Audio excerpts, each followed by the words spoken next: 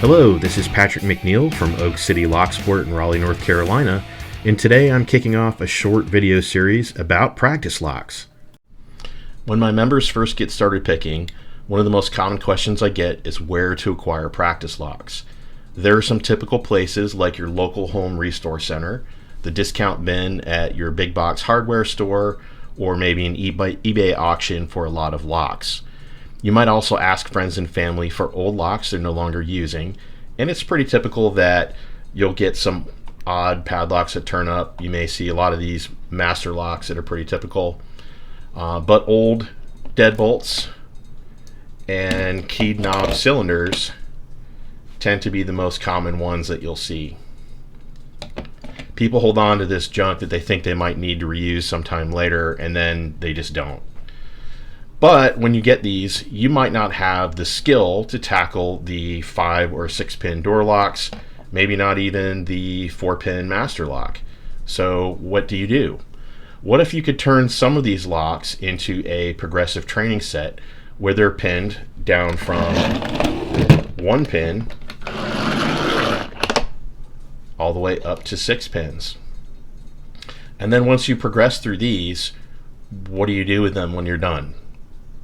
Can you reuse them for something else?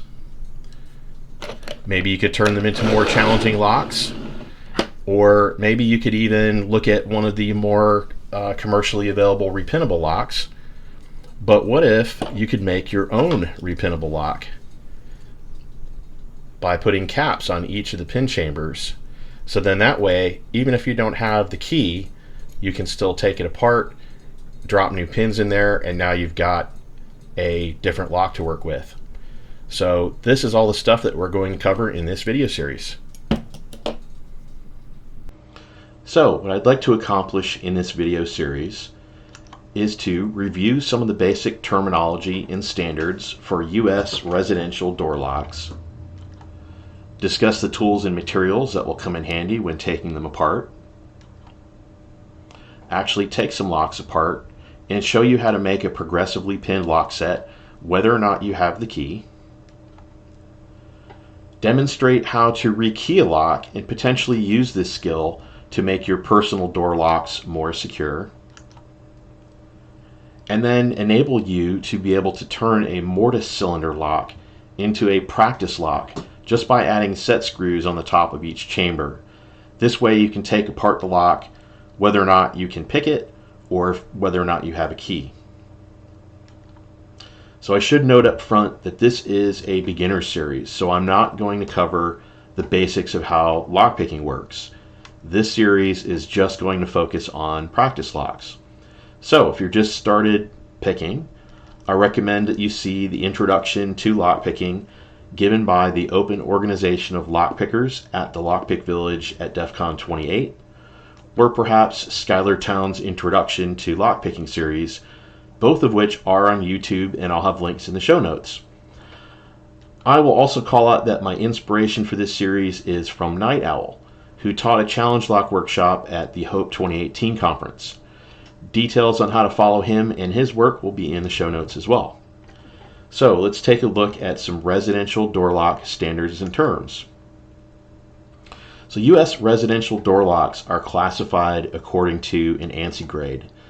The Builders Hardware Manufacturers Association, or BHMA, is the only organization accredited by the American National Standards Institute, which you'll hear called ANSI, to develop and maintain performance standards for locks, closers, exit devices, and other builders' hardware. There are about 40 different standards, and locks and latches are covered under the A156.2.5, .12, and .13 standards.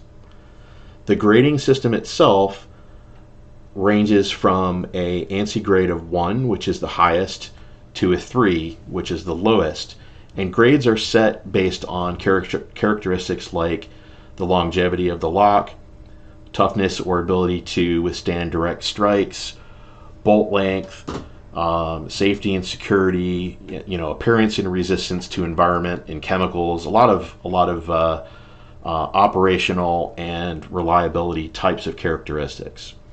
So grades 1 and 2 are typically only sold by locksmiths and are meant for commercial properties or in cases where the lock has to be more reliable and potentially more secure than the grade 3, which is classified as residential. So what you'll find in the big box stores is typically a grade 3 lock. When we start getting into acquiring US door locks for our practice collection, we're going to run into a couple of different form factors. So the first is the rim or key and knob, and you'll find these slotted into deadbolt housings or into doorknobs. And then the other is mostly on commercial storefront types of doors, and this is called the Mortise Cylinder. You'll see that there's some threading here, so this would actually screw into the door housing. Typically you'll have a thumb turn on the inside. These can be keyed on both sides, but the thumb turn is pretty common as a code compliance measure. Internally, you'll see that this core is about the same size as it is for the kick cylinder. So internally, they can have the same springs, pins, and everything else. It's just the outer form factor of the cylinder that's different. So when we get into making practice and challenge locks, we're going to be looking closely at, of course, all of these pins, and you're going to acquire quite a collection of them as you go on. There are wide variations between lock manufacturers as far as the pin diameter, the lengths and styles, and pin diameters can change by the country of origin and the lock manufacturer. At least within the United States anyways, the conventional diameter for pins tends to be 0.115 inches. Beyond that, all bets are off, and each manufacturer has a small collection of driver pins and master wafers that are used in their master keying system, and then a set of key pins that will vary by length by manufacturer. For instance, Schlage has got 9 key pins.